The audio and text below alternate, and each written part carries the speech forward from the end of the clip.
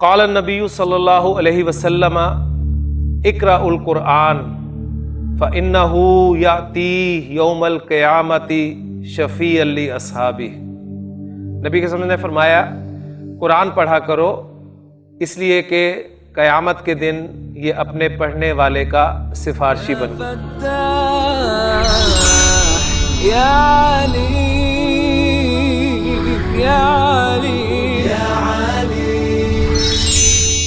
اعوذ باللہ من الشیطان الرجیم، بسم اللہ الرحمن الرحیم۔ رب اشرح لی صدری ویسر لی امری واحلل عقدۃ من لسانی یفقہوا قولی۔ رب یسر ولا تعسر وتمم بالخیر، آمین یا رب العالمین۔ سبق نمبر 16 کی ایکسرسائزز ہم کر رہے ہیں، اور جو ایکسرسائز ہم نے آج کرنی ہے وہ ایک پریکٹیکل ایکسرسائز ہے۔ صرف عبارت میں پڑھ دیتا ہوں اور اس کو ہم یہاں چھوڑیں گے، اسکپ کر دیں گے، یعنی اس کو ہم یہاں پر سالو نہیں کریں گے۔ ایکسرسائز یہ ہے کہ یسأل المدرس، سأل یسأل سوال کرنا، پوچھنا، یسأل المدرس استاد پوچھے گا، کل من الطلاب طلباء میں سے، تمام سے، کیا پوچھے گا؟ ہذین السؤالین، یہ دو سوالات۔ دو سوالات کیا ہیں؟ پہلا سوال ہے کہ ماذا تريدو، تم کیا چاہتے ہو؟ اور دوسرا سوال ہوگا کہ ماذا یریدو زمیلک، تمہارا ساتھی، تمہارا دوست جو ہے وہ کیا چاہتا ہے؟ تو اس کو ہم اسکپ کر رہے ہیں، اگلی ایکسرسائز کی طرف آتے ہیں۔ اگلی ایکسرسائز ہے ہماری کہ ضع فی الفراغ فیما یلی مؤنث الاسماء الدالۃ علی الالوان کما ہوا موضح فی الامثلہ۔ ضع کے معنی ہے ٹو پٹ، رکھنا۔ اس کا مفعول کیا ہے؟ وہ حالت نصب میں آپ کو ملے گا مؤنث الاسماء، ٹھیک ہے، کیونکہ مفعول نصب میں ہوتا ہے، باقی بیچ میں فی الفراغ فیما یلی متعلق ہو گیا۔ یعنی آپ نے خالی جگہ میں جو نیچے آ رہی ہیں رکھنا ہے، کیا رکھنا ہے؟ ان اسماء کی مؤنث جو کہ دلالت کرتے ہیں علی الالوانی۔ الوان لفظ جو ہے یہ لون کی جمع ہے، لون، لون کے معنی ہوتے ہیں رنگ۔ جیسے سورۃ البقرہ میں اللہ تعالیٰ نے ارشاد فرمایا کہ جب اللہ تعالیٰ نے حکم دیا حضرت موسیٰ علیہ السلام کو کہ گائے کو ذبح کریں، تو جو سوال آیا تھا بنی اسرائیل کی طرف سے، وہ سوال پہلا یہ تھا کہ ما لونھا، اس گائے کا رنگ کیا ہے؟ تو لون منصرف اسم ہے، اور اس کی جمع افعال کے وزن پر آتی ہے، تو افعال کے وزن پہ کیا بنے گی؟ الوان۔ تو الوان کلر، کلرز۔ تو ان اسماء کی مؤنث جو دلالت کرتی ہے، جو دلالت کرتے ہیں رنگوں پر، کما ہوا موضح، جیسے کہ واضح کیا گیا ہے، فی الامثلۃ، مثالوں میں۔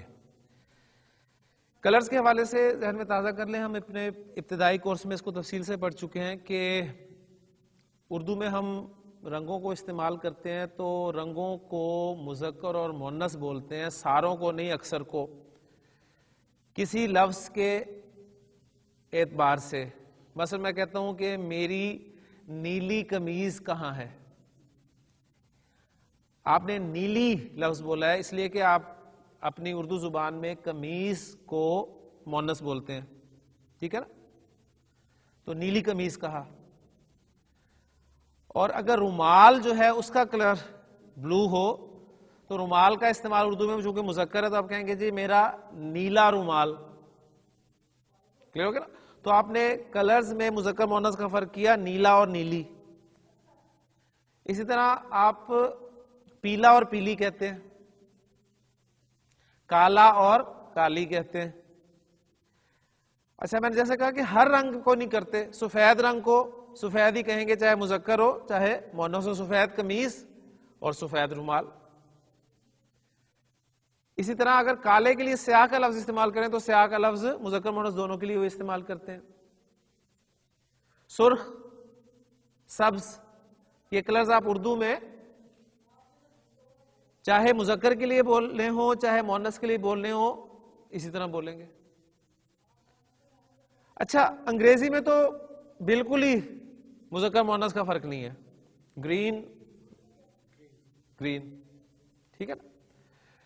عربی میں یہ تقسیم کمپریہنسو ہے۔ عربی میں مذکر کے لیے آپ نے کلر استعمال کرنا ہے تو اس کی الگ ڈائی ملے گی آپ کو، اور مؤنث کے لیے کلر استعمال کرنا ہے تو الگ ڈائی ملے گی۔ اس حوالے سے آپ کو گرامر کی کتابوں میں یہ ٹاپک جو ہے، یہ صفت جب پڑھائی جاتی ہے، اسماء مشتقات پڑھائے جاتے ہیں تو اس میں اسم و صفہ کے حوالے سے ایک ٹاپک پڑھایا جاتا ہے۔ اس میں کیونکہ کلرز یہ جو آپ کے ایڈجیکٹیوز ہوتے ہیں، کیونکہ صفات کو ظاہر کرتے ہیں، صفات بنتے ہیں، تو اس حوالے سے الوان و عیوب کے نام سے آپ کو جو ہے وہ ایک ٹاپک پڑھایا جاتا ہے۔ تو لون کی جمع الوان اور عیب کی جمع عیوب۔ تو الوان و عیوب، اب الوان و عیوب میں اس سبق میں چونکہ ہمارا مین جو ہے وہ الوان کو شو کر رہا ہے، آپ کہہ لیں جو ٹاپک آ رہا ہے ہمارا، تو اس لیے ہم الوان پہ بات کریں گے انشاءاللہ۔ مزید آگے جائیں گے تو عیوب بھی آپ کے سامنے آ جائیں گے۔ عیوب کس کی جمع ہے؟ عیب کی۔ تو یہ اصل میں وہ صفات ہوتی ہیں جو کلرز اور حلیے یا کسی جسمانی یا ظاہری عیب کو شو کرنے کے لیے استعمال ہوتی ہیں، ٹھیک ہے۔ تو اس میں الوان کے حوالے سے میں آپ کے سامنے اگر کچھ باتیں رکھ دوں تو انشاءاللہ تعالی بڑی جلدی یہ آپ کا سبق کلیئر ہو جائے گا۔ ہم اس کو زبانی بھی کر سکتے ہیں یہاں پر، اس لیے کہ جو کلرز آپ کے مذکر ہیں ذہن میں رکھیے گا کہ وہ افعلو کے وزن پر آئیں گے، افعلو کے وزن پر مذکر، اور مؤنث جو ہیں وہ فعلاؤ کے وزن پر آئیں گے۔ کچھ بھی سب افعلو اور فعلاؤ۔ تو بلیک، سین واو دال مادہ اس کا استعمال ہوتا ہے، اس کو جب مذکر کی افعلو کے وزن پہ ہم ڈالیں گے تو بن جائے گا اسودو، اور مؤنث کے لیے ہم اسے استعمال کریں گے فعلاؤ، سوداؤ۔ تو اسودو سوداؤ، اور یہ دونوں وزن آپ دیکھ رہے ہیں کہ غیر منصرف ہے، اس لیے کہ اسود کو میں اسودو کہہ رہا ہوں، اسودن نہیں کہہ رہا، ٹھیک ہے نا، اور سوداؤ کہہ رہا ہوں، سوداؤن نہیں کہہ رہا، تو یہ غیر منصرف ہے۔ اسودو سوداؤ، بلیک مذکر کے لیے اسود، مؤنث کے لیے سودا۔ وائٹ، ابیض، بیضاء۔ بلو کے لیے ازرق، زرقاء۔ سرخ کے لیے احمر، حمراء۔ سبز کے لیے اخضر، خضراء۔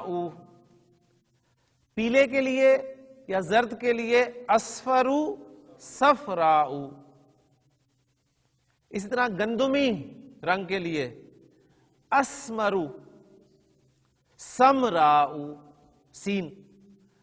تو آپ دیکھیں قرآن مجید میں آپ کو ایگزامپلز بھی مل جائیں گی اس کے حوالے سے، یا ہم جو آپ عام طور پہ کچھ کنسٹرکشنز جو ہیں وہ بولتے ہیں۔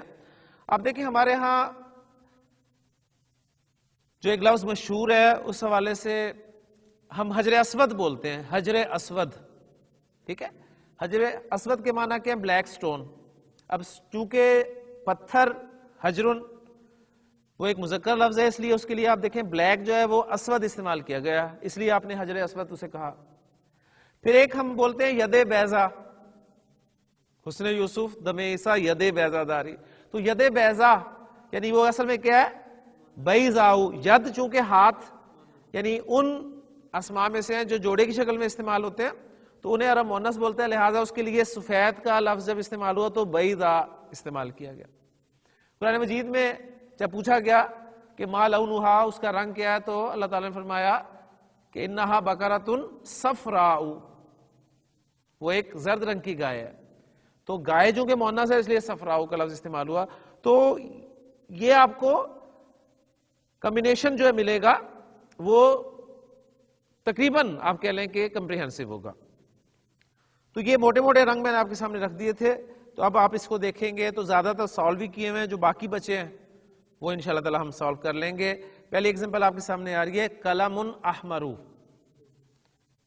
یہ سارے کے سارے مرکب توصیفی آپ کے سامنے رکھے ہوئے، ٹھیک ہے.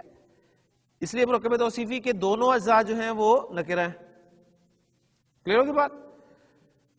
اور حالت رفع میں رکھا ہوا ہے دونوں کو، ایک منصرف ہے دوسرا غیر منصرف ہے.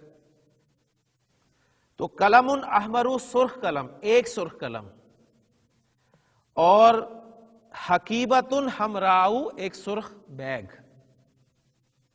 اب آپ کو پتہ چل رہا ہوگا قلم چونکہ مذکر ہے اس لیے احمر لفظ استعمال کیا گیا، حقیبہ کیونکہ مؤنث ہے تو اس کے لیے حمراء کا لفظ جو ہے وہ استعمال کیا گیا. شعر اسود، شعر کہتے ہیں بال کو، تو اسود بلیک، کالے بال. اور لحیۃ سوداء، لحیۃ کہتے ہیں داڑھی کو، تو کالی داڑھی. مندیل ابید، سفید رومال. اور ورقۃ بیضاء، ورقہ آپ کا ٹھیک ہے یہ سفید ہے تو اس لیے ورقۃ بیضاء. اور پیٹرن آپ کو سمجھ میں آ گیا تو انشاءاللہ تعالی آپ فعلاؤ کے وزن پہ باقی خالی جگہ جو ہے وہ پر کر دیں گے. ملف اصفر، ملف ہم نے پڑھا تھا فائل کو، تو ملف اصفر پیلی، ایک پیلی فائل. اب اگر گاڑی پیلی ہو تو کیا کہیں گے؟ سیارۃ صفراء. قمیص اخضر، ایک سبز قمیض. شجرۃ خضراء، ایک سبز درخت. رجل اسمر، ایک گندمی رنگ کا آدمی. اور اگر عورت گندمی رنگ کی ہو تو کہیں گے امرأۃ سمراء. کلیئر ہو گیا؟ تو الوان کا جو وزن آپ کے سامنے مذکر اور مؤنث کا آیا ہے وہ کیا ہے؟ مذکر کا افعلو اور مؤنث کا فعلاؤ. باقی پھر ان کا مثنیٰ اور ان کی پھر جمع وہ انشاءاللہ تعالیٰ آگے کہیں نہ کہیں کسی سبق میں آ جائے گی تو انشاءاللہ اس وقت اس کو دیکھ لیں گے. اگلی ایکسرسائز ہے ہماری اقرأ ما یلی، پڑھ جو نیچے آ رہا ہے، متأملاً غور کرتے ہوئے، الاسماء الدلالۃ علی الالوان. کن کو پڑھنا ہے؟ ان اسماء کو جو کہ رنگوں پر دلالت کر رہے ہیں. اب یہ جملے ہیں، پہلے سمپل آپ کو مرکب توصیفی دے دیے تھے، اب پورے پورے جملے آ رہے ہیں. پہلا جملہ ہے، اسی میں ہم اپنا اعراب بھی کور کر لیں گے انشاءاللہ تعالی. شعر راسی، شعر راسی میرے سر کے بال. اسود، یہ پورا جملہ بن گیا آپ کا، یعنی شعر راسی مبتدا بنا دیں، پیچیدہ مرکب اضافی، اور خبر آ گئی اسود. ولحیتی، اور میری داڑھی مبتدا مرکب اضافی کو اور خبر بن گئی بیضاء سفید ہے. کلیئر ہوگی؟ تو یہ دو جملے واؤ کے ساتھ دو جملوں کو جوڑا گیا ہے. تو پہلا جملہ امیس آپ کے سامنے آیا تھا شعر راسی اسود ولحیتی بیضاء. دوسرا جملہ ہے ارید قلما ازرق، مجھے ایک نیلا قلم چاہیے. وحقیبۃ حمراء، اور ایک سرخ بیگ. یہاں پر دونوں رنگ جو ہیں آپ دیکھ رہے ہیں کہ حالت نصب میں استعمال ہوئے ہیں، اور رنگ چونکہ صفات ہیں ان کا موصوف چونکہ نصب میں لہذا یہ بھی حالت نصب میں استعمال ہوئے. تیسرا جملہ ہے ہوا اسمر، وہ گندمی رنگ کا ہے. وزوجتہ، اور اس کی بیوی ایضاً سمراء، اور اس کی بیوی بھی گندمی رنگ کی ہے. چوتھا جملہ ہے سیارۃ المدیری، پرنسپل کی گاڑی خضراء سبز ہے. وسیارۃ المدرسی، بیضاء، اور استاد کی گاڑی سفید ہے. پانچواں جملہ ہے ھذہ البقرۃ السوداء جمیلۃ، یعنی یہاں تک مبتدا تھا. ھذہ البقرۃ کا ترجمہ کیا ہوگا؟ یہ گائے. ھذہ البقرۃ السوداء، یہ کالی گائے. اسے مبتدا بنا دیا اور خبر آ گئی نکرہ جمیلۃ، یہ کالی گائے خوبصورت ہے. چھٹا جملہ ہے ما اجملہ. ما اجملہ یہ ہم نے پڑھا تھا، آپ کو یاد ہوگا، فعل تعجب. ما افعلہ، ما اجملہ ھذہ الزہرۃ الحمراء، یہ سرخ پھول کتنا خوبصورت ہے. ساتواں جملہ ہے ہاتی طولا ورقتن بیضاء، ایک سفید صفحہ. لمن ھذہ السیارۃ الصفراء، یہ پیلی گاڑی کس کی ہے. اھذا دفتر ذو الغلاف الاصفر لکی یا حفصۃ. جی شاہد صاحب اس جملے کے جو الفاظ ہیں ان کے اعراب کے حوالے سے ذرا بات کریں. جی پہلا لفظ اس میں حمزہ استفہام، ھذا دفتر مبتدا، اشارہ مشار الیہ. جی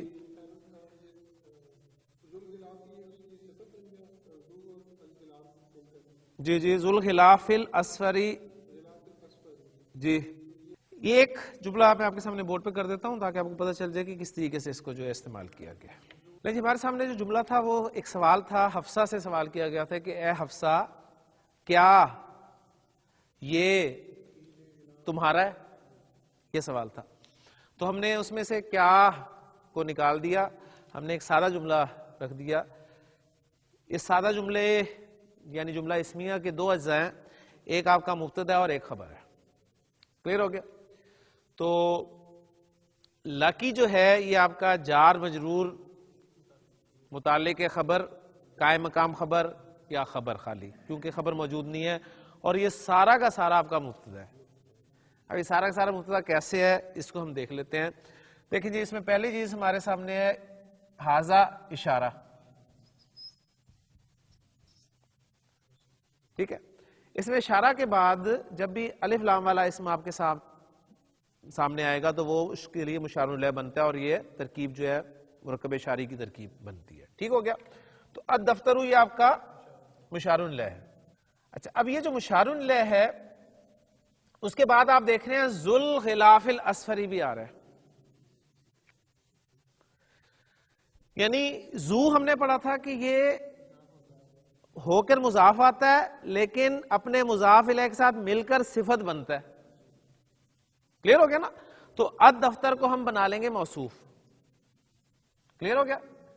یہ ہمارا بن گیا موصوف. جب موصوف ہوا تو آگے اس کی صفت آئے گی، آگے اس کی صفت آئے گی. اب وہ صفت کیا ہے؟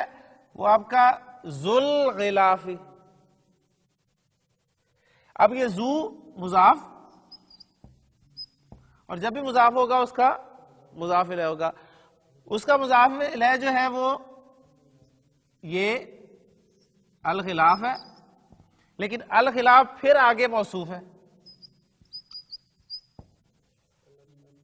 اس لیے کہ اس کی صفت آگے آ رہی ہے الاصفری. تو الغلاف الاصفر یہ موصوف اور صفت مل کر مضاف الیہ بن گیا ذو کے لیے. ٹھیک ہے؟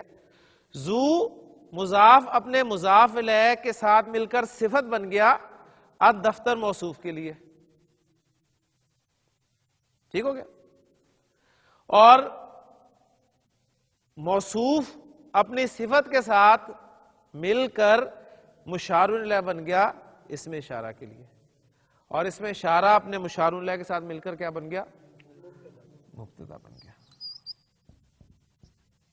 اور جب یہ مبتدا آئے گا اس کی کوئی نہ کوئی خبر ہوگی، اور وہ خبر کیا ہے؟ آپ دیکھ رہے ہیں کہ آپ کا لام جار اور کاف جو ہے یہ مجرور، جار مجرور مل کے یہ آپ کی خبر،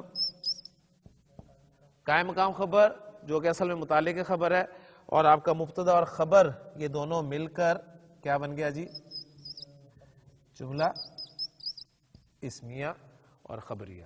اب خبر دی جا رہی ہے کہ یہ پیلے غلاف والا رجسٹر، یہ پیلے کور والا رجسٹر تمہارا ہے. یہ جملہ ہو گیا پورا. یہ پیلے کور والا رجسٹر تمہارا ہے.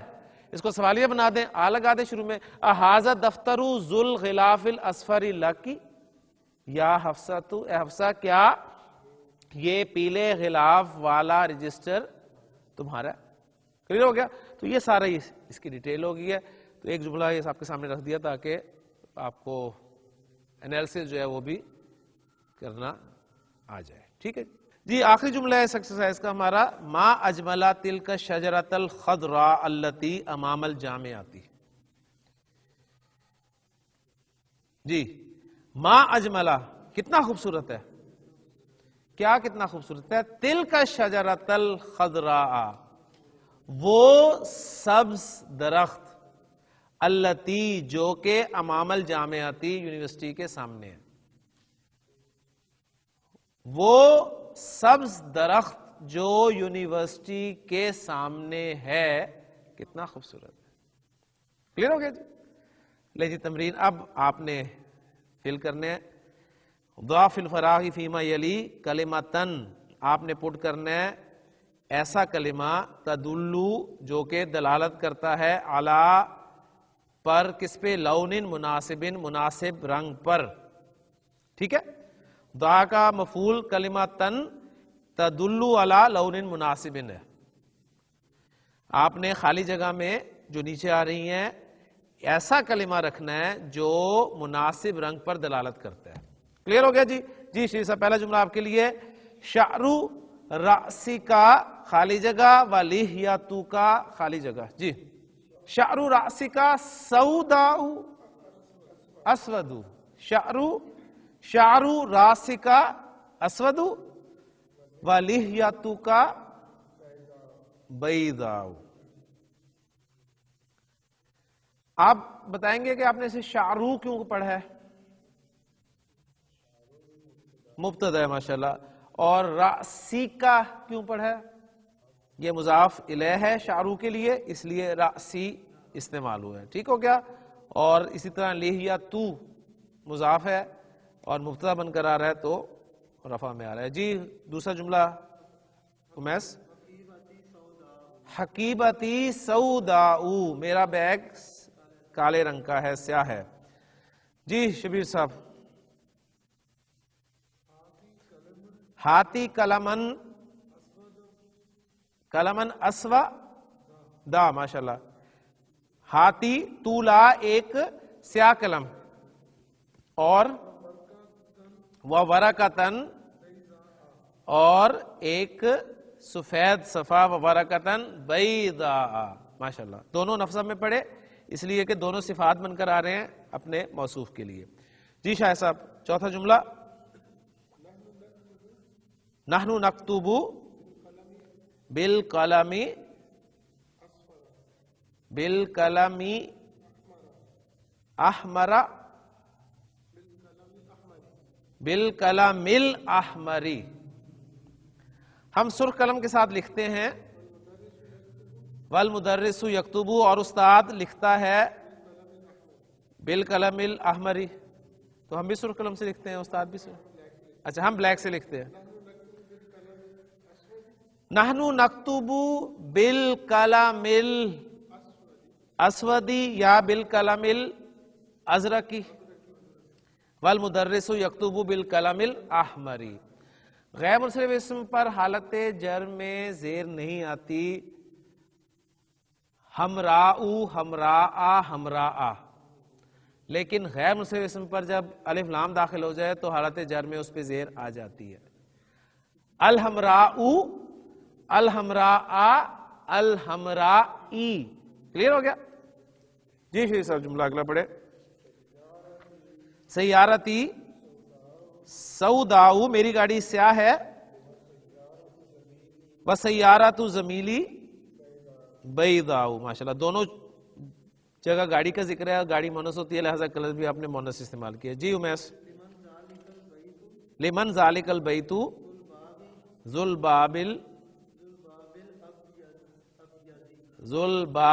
الابیض. ماشاءاللہ وہ سفید دروازے والا گھر کس کا ہے؟ شبیر صاحب سمجھ میں آیا؟ یہ بھی بالکل اسی طرح کی ترکیب ہے جو بورڈ پہ آپ کے سامنے آئی ہے. جی جملہ کریں پھر. ما اجمل هذه البقرۃ البیضاء. ماشاءاللہ یہ سفید گائے کتنی خوبصورت ہے، یہ سفید گائے کتنی خوبصورت ہے ماشاءاللہ. جی شاہد صاحب. لا تکتب بالقلم الاحمر، سرخ قلم کے ساتھ مت لکھو. جی شاہد صاحب. المندیل الابیض وسخ، سفید رومال میلا ہے. تمرین 139 تامل ما یلی. غور کیجئے جی اسماء پر خالد، حامد، علی اور ہشام. 4 اسماء ہیں، چاروں اسماء پر آپ تنوین دیکھ رہے ہیں اور یہ تنوین کس اسم پر آتی ہے؟ منصرف اسم پر. نیچے جو اسماء لکھے ہوئے ہیں عمرو، ظفرو، حبلو اور زحلو، ان پر تنوین نہیں آئی. یہ غیر منصرف اسماء ہیں، اس لیے کہ غیر منصرف اسماء پر تنوین نہیں آتی. حبلو کیا ہے؟ آگے لکھا ہوا ہے اسم سنمن. اسم سنمن ایک بت کا نام ہے، ٹھیک ہے، ایک بت کا نام ہے. وَزُحَلُ، اور زحل جو ہے یہ کیا ہے؟ اسم کوكب، ایک ستارے کا نام ہے. کلیئر ہو گیا؟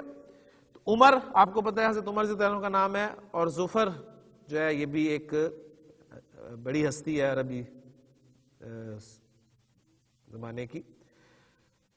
اور حبل اور زحل کے بارے میں آپ کو انہوں نے بتا دیا. تامل ما یلی. حاضر طالب، یہ طالب علم، اسمہ امر، اس کا نام امر ہے. جب بھی آپ کو اردو میں لکھے ہوئے عمر کے بعد واو نظر آ جائے تو سمجھ لیجئے کہ وہ عمر نہیں ہے، وہ امر ہے. کلیئر ہو گیا؟ کلیئر ہو گیا؟ امر.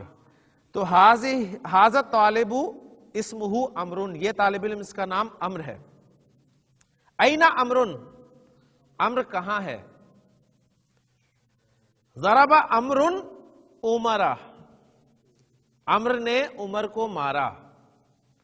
امر طالب جدید، امر ایک نیا طالب علم ہے. دوسرا پارٹ جو ہے اس کا، اس میں دیکھیں ارأیت امرن، کیا تو نے امر کو دیکھا؟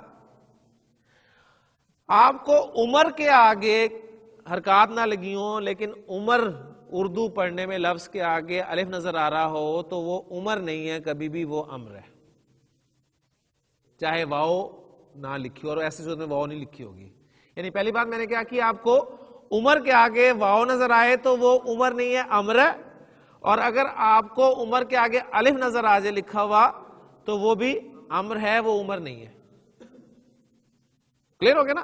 کیونکہ امر جو ہے وہ ایک منصرف اسم ہے اور عمر جو ہے وہ غیر منصرف اسم ہے. اور غیر منصرف اسم کو جب حالت نصب میں لکھا جاتا ہے تو الف نہیں آتا، الف نہیں آتا. جبکہ منصرف اسم کے ساتھ حالت نصب میں 2 زبر کے بعد ایک الف لکھا جاتا ہے. تو یہ واو جو ڈالی جاتی ہے، اس میں تفصیل سے بات کر چکا ہوں کسی لیکچر میں، کہ یہ صرف ان دونوں میں فرق کرنے کے لیے ڈالی جاتی ہے تاکہ پتہ چل جائے کہ یہ امر ہے یا عمر ہے. کلیئر ہو گیا جی؟ تو ارأیت امرن، سأل المدرس امرن اسئلۃ کثیرۃ، ضرب عمر امرن. ہاذا تیسرا جو جزء ہے، تیسرا پارٹ ہے، اس میں ہاذا کتاب امرن، لمن ہاذا القلم ہوا لامرن، لعبت ما امرن. تو نیچے امر اور عمر کی تینوں رابی حالتیں آپ دیکھ لیں. امرن، امرن، امرن. بولنے میں کچھ بھی نہیں آ رہا، لیکن لکھنے میں آپ دیکھیں حالت رفع اور جر میں ایک واو لکھی جا رہی ہے امر کے ساتھ اور نصب میں ایک الف لکھا جا رہا ہے، جبکہ عمر جو ہے وہ عمرو عمرہ عمرہ. کلیئر ہو گیا؟ اب آپ کو عمر اور امر کی پہچان ہوگی الحمدللہ. اگلی ایکسرسائز ہماری اقرا ما یلی، پڑھیں جو نیچے آ رہا ہے. خرج من الفصل حمزہ تو، کلاس میں سے حمزہ باہر نکلا، و طالب آخرو، اور ایک دوسرا طالب علم. طالب اس کے لیے صفت آ رہی ہے آخرو. میں نے آپ کو غالباً بتایا تھا کسی لیکچر میں کہ دو الفاظ ہوتے ہیں آخرن اور آخرو، بلکہ اسی سبق میں ہم نے پڑھا تھا. آخرن کے معنی آخری اور آخرو کے معنی دوسرا. آخرن آخری اور آخرو دوسرا. آخرن جو ہے منصرف ہے اور آخرو غیر منصرف ہے. کلیئر ہوگی بات؟ آخرن کی مؤنث آخراتن آتی ہے، آخراتن، اور آخرو کی مؤنث اخرا، اخرا. تو یہاں پر آپ دیکھیں گے انشاءاللہ تعالی. پہلا جملہ ہمارا جو خرج من الفصل حمزہ و طالب آخرو. ھذا بیتنا، ہمارا یہ ہمارا گھر ہے، ولنا بیت آخرو، اور ہمارا ایک دوسرا گھر ہے. ٹھیک ہے. تیسرا جملہ دخل المکتبۃ، وہ لائبریری میں داخل ہوا، قبل قلیل، تھوڑی دیر پہلے. المدیرو، اب المدیرو رفع میں آیا تو اب یہ داخلہ کا فاعل بن گیا، یعنی پرنسپل لائبریری میں کچھ دیر پہلے داخل ہوا. ورجل آخرو، اور ایک ایسا آدمی اور ایک دوسرا آدمی، لا عارفہ، جس کو میں پہچانتا نہیں، جس کو میں پہچانتا نہیں ہوں. چوتھا جملہ ہے غاب الیوم بشیرن، غاب الیوم بشیرن، آج بشیر ایبسنٹ ہے، و طالب آخرو، اور ایک دوسرا طالب علم، یعنی آج بشیر اور ایک دوسرا طالب علم ایبسنٹ ہے. پانچواں جملہ ہے رأیت فی المطاری مدرسنا، میں نے ایئرپورٹ پر اپنے استاد کو دیکھا، و مدرسن آخرا، اور ایک دوسرے استاد کو دیکھا. دوسرے جز میں اس کے آخر کی مؤنث آپ کے سامنے آ رہی ہے. اس کو، اس پارٹ کو بھی اور باقی ایکسرسائز کو انشاءاللہ تعالی ہم اگلے لیکچر میں مکمل کریں گے. لیکن انشاءاللہ تعالی اس ایکسرسائز کا باجز اور باقی ایکسرسائز انشاءاللہ تعالی اگلے لیکچر میں کریں گے. سبحانک اللہم و بحمدک، اشہد ان لا الہ الا انت، استغفرک و اتوب الیک. قال النبی صلی اللہ علیہ وسلم اقرأ القرآن فإنه یأتی یوم القیامت شفیعا لاصحابہ. نبی کے وسلم نے فرمایا قرآن پڑھا کرو، اس لیے کہ قیامت کے دن یہ اپنے پڑھنے والے کا سفارشی بن گا.